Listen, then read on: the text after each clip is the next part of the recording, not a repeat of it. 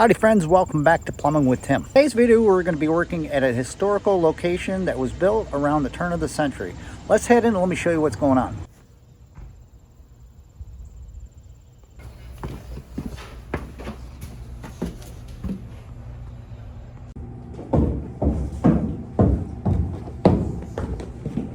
We're located in the basement of this historical building here. I'm going to show you, they've got some cast iron that's hanging from the ceiling that goes to the kitchen that needs to come out of here. Check it out. Line going up to the floor there, yeah. Comes all the way across. This cast iron, it's 2-inch cast iron. All the way through the wall into this little laundry basin room where you can see it through the wall, and it's tied into PVC all the way down there. So from this point all the way through the wall up to where I just showed you has to come out.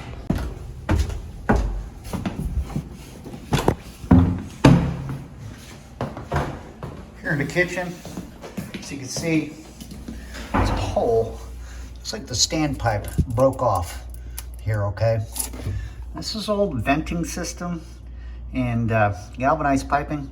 I'll tell you, we're not going to be tying that in. That thing has been broken for many years. We're going to tie a brand new under the sink vent in when we get up to this point. Let's go back downstairs. Closely, this is the arm that's coming up through the floor. Look at this floor. It's all old concrete, chicken wire, lathe kind of crap. This is a very, very old building built just after the turn of the century. This is galvanized piping. Comes down to the hub. Got a little clean out. You never gave that thing out. And 2-inch run its way down through. Now we have noticed that there are straps. So we do have support down along the way, as you can see. So we're going to try to cut this out right here first. Okay, got to be careful. There's Romax that's here, electrical, water pipe sitting there. Let's go ahead with our Diablo blade on our Sawzall and get that cut first.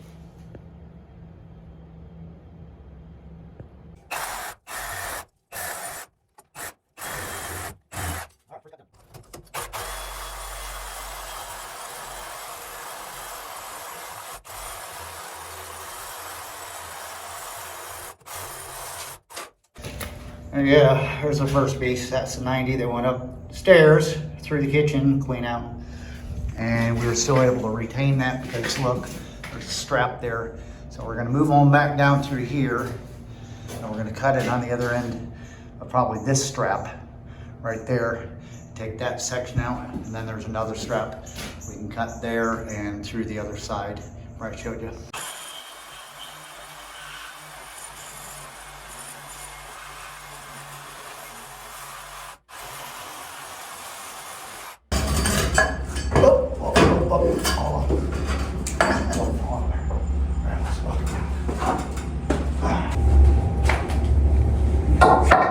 All right, so we've got this cast iron line cut. You can see it's going through the wall. We've got a Fernco on here. I don't want to make another cut. We got about another 4 feet on the other side. Prentice is over there holding on to it. I'm going to disconnect this Fernco, and we're going to try to slide this pipe through the wall, all the way through. Just pay attention.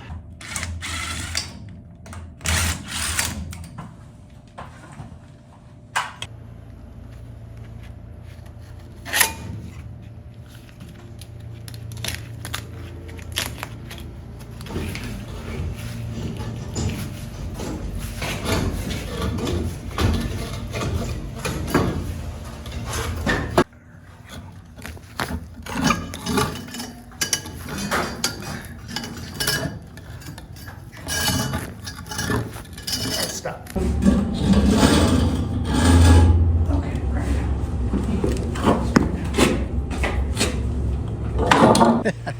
Y'all see that? That's man's work right there. Okay, now we got all the 2-inch cast iron out of there where we're going to tear out. We are getting ready to install 2-inch PVC pipe. We didn't cut any of them straps because they're bolted together and stuff. There's nowhere to screw in straps to like wooden beams or anything. Everything is solid concrete and metal. So let's get back down there and let's start prepping ourselves for new pipe. Up here in the kitchen area and stuff, the apprentice is down below. We got a 90 that is glued on to a piece of 1.5-inch pipe. He's going to be pushing it up to the floor so we can tie the rest of the stuff down underneath. Then we'll come up top and we'll finish up here. Go ahead. Keep going. All right, let go of it. Measurement butted up to that plastic.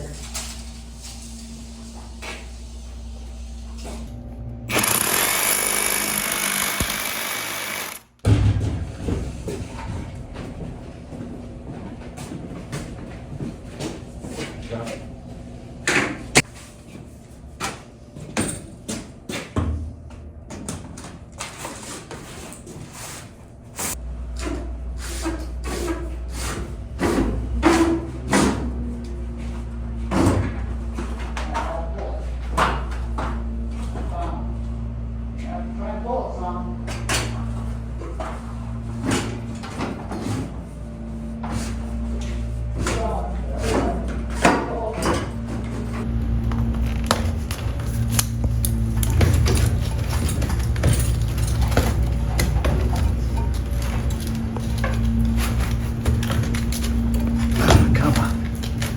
Come on. Look at her. There she is.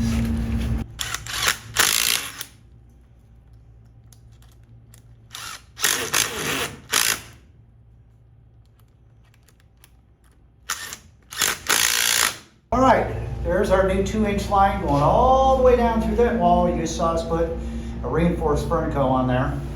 And there is our 90 coming down from the kitchen. We're gonna have to put a 2-inch coupling with a reducer bushing. We're gonna bush that down at that point, 1.5 inches, drop that 90 down and tie that in, and our work down here should be, for the most part, done. All righty. Prime it up real good. We're gonna put a 2-inch coupling on here, as you can see. And we're gonna put a reducer bushing to 1.5 inches. So we can bush this all down to 1.5 inches at this point and tie it to that 90 that's coming down from up top. So let's get the coupling on there first. There we go. And there she goes. All right, push that on there, hold it on there, because glue will push that fitting off there. All right, this is 1.5 inches by 2-inch reducer bushing, PVC. Let's get the glue on there real good. Inside the hub of the 2-inch coupling. Let's go ahead and set that into place like that. Can you see that? There you go. There's that 90. All right, we need to cut a piece of 1.5 inches that's gonna bridge this gap. Then we'll wrap this thing up down here and finish up on the top end. There we go. Oh, okay. There we go. Oh, yeah. Where's it gonna go?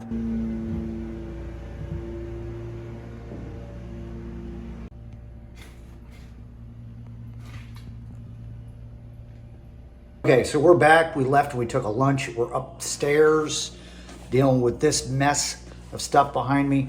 I'm not really sure how I'm gonna put this all together. You can see there's a garbage disposal, and you got this galvanized crap from an old vent that we are not gonna use.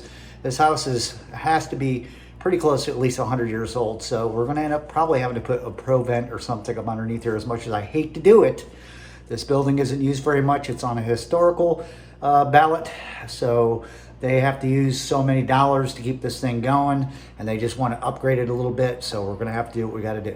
Kind of see what we're working with in here. Old galvanized pipe going in the wall into a T, which they probably use that for a vent, and then back into the wall back in there. We're going to disconnect that dishwasher. It goes up into an air gap, which is not code anymore. Get rid of it so we can turn this garbage disposal and allow that drain to be facing more towards the center. And we got to come down off that and that time together with a trap into there. That's what I'm talking about. This is what the dishwasher is kind of, it comes in up top. There's an air gap. Let me show you that real quick. See that little guy right there? That back in the day was code for kind of what they would consider venting a dishwasher.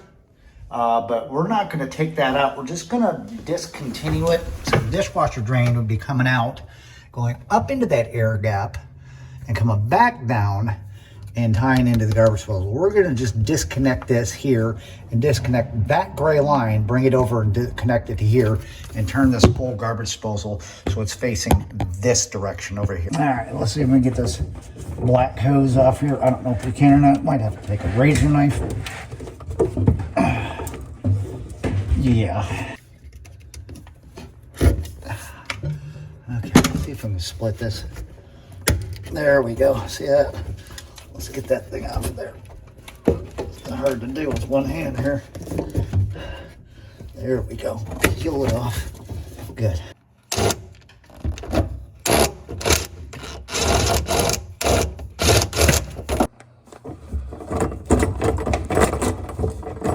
There we go. Let's pull this thing down. Sorry about the, there it is. And we'll bring this back up and connect it to the garbage disposal.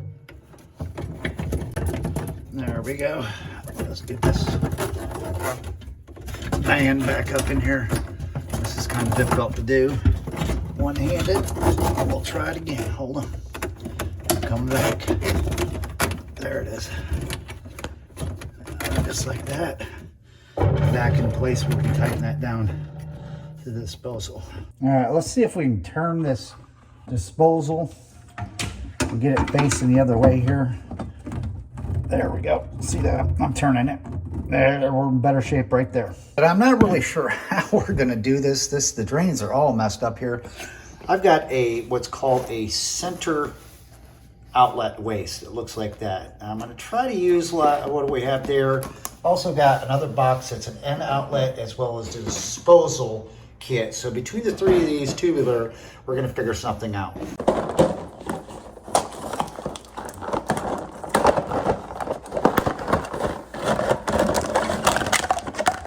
Explain to you the funkiness of what's going on here. We've got a garbage disposal, they want to keep it.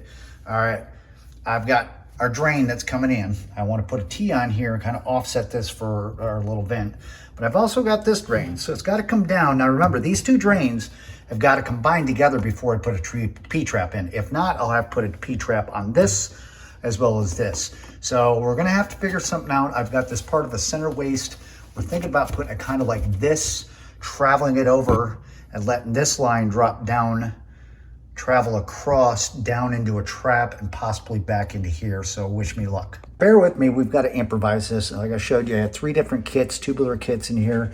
We dumped all the parts on the ground. We're gonna have to piece it together. Remember, these 2 drains have to tie together before we go into the trap if we only want to work with 1 trap. Let's do it. That tail extension piece, we're gonna cut one of the ends off. This is 1.5 inch poly tubular.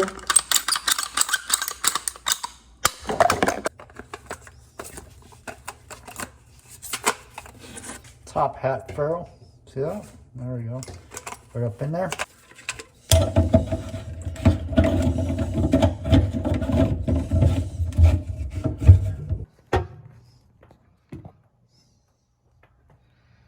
Pay attention, here comes the trickery. This is what we came up with. We got a piece off of an end outlet right here that's coming down off the 90 off the garbage disposal. Okay. Plus, I've got another piece off that end outlet, like so. So what we're gonna do, which you can't see, that's over here right above this, so we're gonna put this 90 piece on here. I'll show you up close when we're done. We're gonna stuff it into that T like so. Check it out, off the flat tail into this 90 tubular that came off of an end outlet. This is for that drain right there that doesn't have the garbage disposal. Over to our T. It's coming down off our 90 garbage disposal. Something like this. There we go. Take a broader look at that.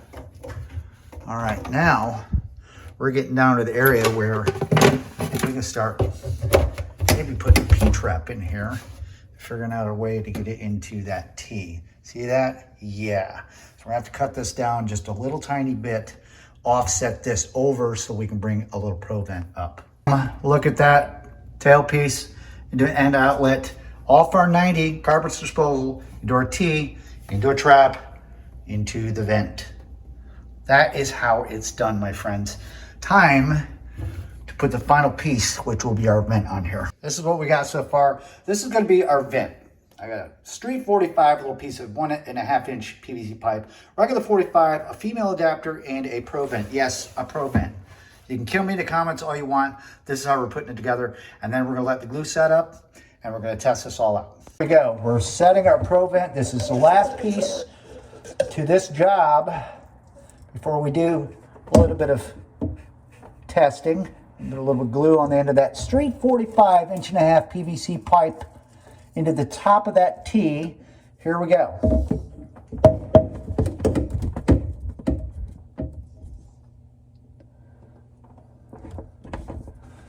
Let's take a look. Ow. Look at that. There's that vent. It's above flood zone. Comes down, ties into the top of there. There's our drain, our trap. We're combined. Both the drains are combined before the final P-trap goes into the sanitary T, back off into this. Now, I know you're gonna say something about this in the comments. Let me explain. Now, here in the state of Kentucky, not just Kentucky, but most states, by code, and we're not doing new construction, okay? We're not getting this thing inspected and stuff, but most fixtures, like you saw in the last couple of videos, have to be vented within 5 feet. They have to have independent venting. I know what kind of crap was going on there back in that wall with the galvanized and stuff like that. I don't care. 100-year-old building and stuff, we're not doing that. This is the reason why I put a ProVent in there. Nobody's going to fail me. And on top of that, it's got a long, long run. You've seen how much cast iron I had to pull out of there, how much PVC. It's a long, long run before it makes it into any kind of drain in the basement. That's why we put a ProVent, because this will ensure that this thing's got great flow and it's not going to back up. You know how dirty a kitchen drain is and all the garbage going down through there. So if you don't like this and you think I'm wrong, bite me. Time of truth. Let's see if this thing drains and we don't have any leaks. There we go.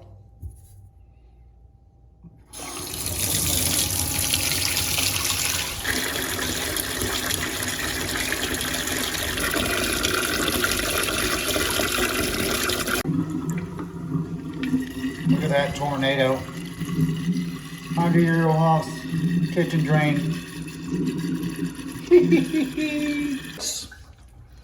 Everything looks bone dry, baby. Time to wrap this rodeo up. Hey, that's going to do it for this one. Thanks so much for hanging out and watching. Removal of old cast iron in an over 100-year-old house, historical house, in the basement, hanging. You guys got to be really careful to get into this kind of stuff. Make sure before you start cutting that cast iron, you got hanging brackets, banding iron, whatever it is. Because once you cut that thing comes down on top of you. Those are hundreds of pounds of old cast iron piping.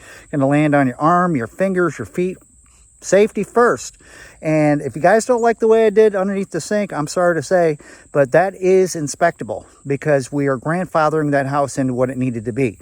Those old vents that were up in the wall and stuff like that, I can't trust them. Over the years, they could have closed up. They're out of galvanized. You got a bee's nest, squirrel's nest, whatever in there. We don't want to take that chance to do all that stuff.